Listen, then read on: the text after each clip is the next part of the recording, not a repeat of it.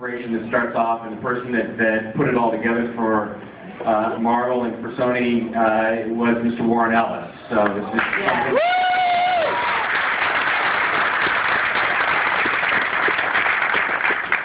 Does anybody in here not know who Warren Ellis is? Yeah, Warren Planetary. But I could go on, but well, yeah, I know, right? Who will admit it, Storm? Who will admit that? So obviously, you know, we have a lot of questions.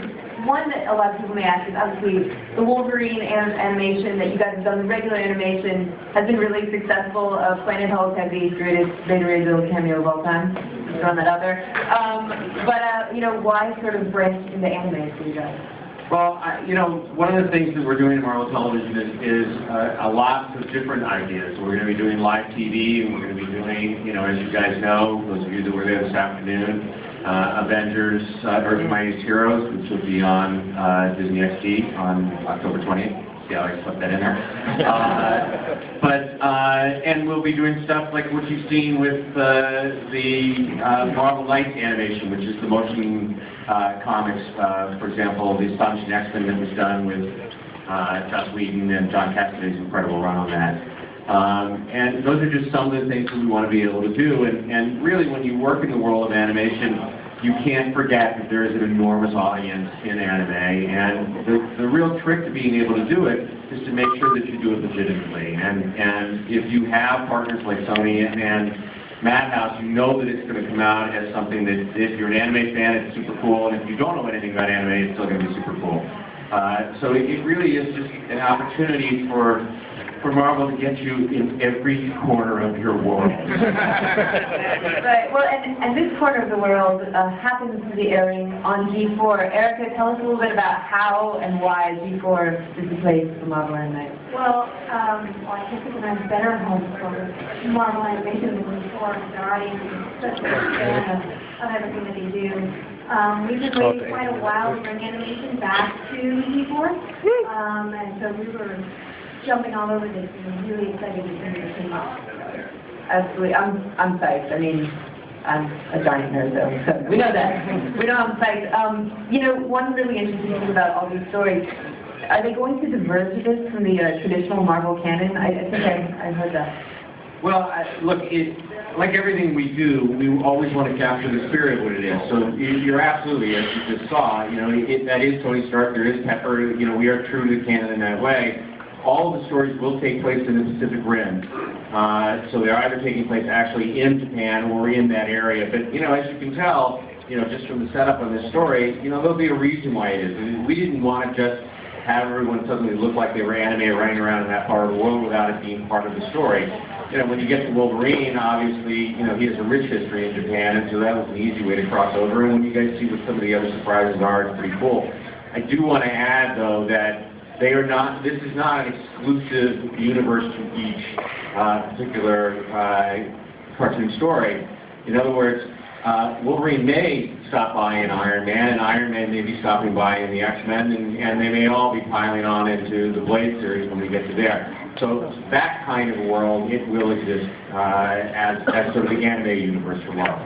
So we could potentially see a Wolverine Blade SmackDown. Oh, it's a fairly serious game. Yeah.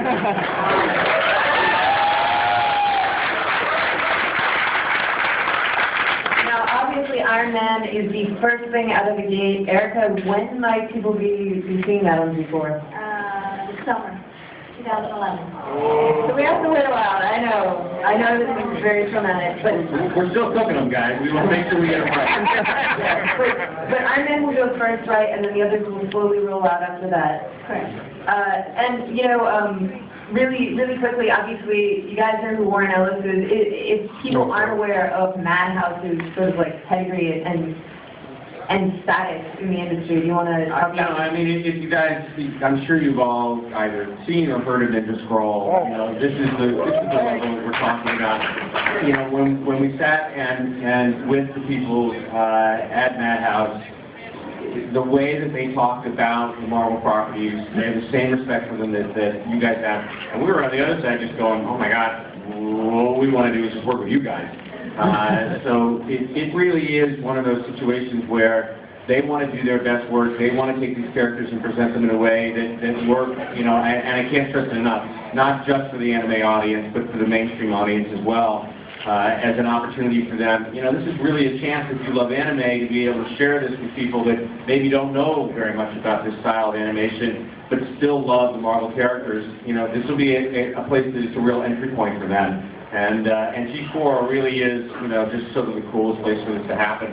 It does skew a little older in terms of the animation. It's part of the reason why we showed this tonight, although you don't particularly see it in this one. When you get around to Wolverine, he's cutting folks up pretty well. So we're not shying away from what is traditional anime. So I don't know when G4's putting on air yet, but I do think you guys are doing it at night. Yeah, definitely in time. So we mentioned Wolverine, and we know it's got the Warren Ellis pedigree. We know it's a little bit violent. I think we might have like a logo, right? We got a little logo there. But I don't know, Jeff. I kind of feel like maybe I feel like a logo might not do it for you guys.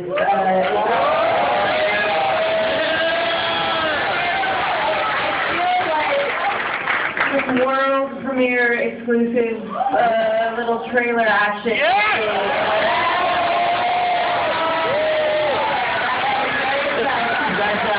No one has seen this outside this room. There are people who haven't seen it. Today, so that you guys can see it. First time ever. I'm as anxious as you guys are. Let's shoot it. I told you about this like a year ago. See this trailer.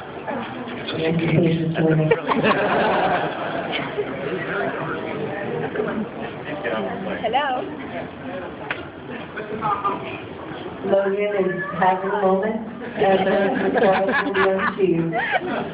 Too bad, Magneto.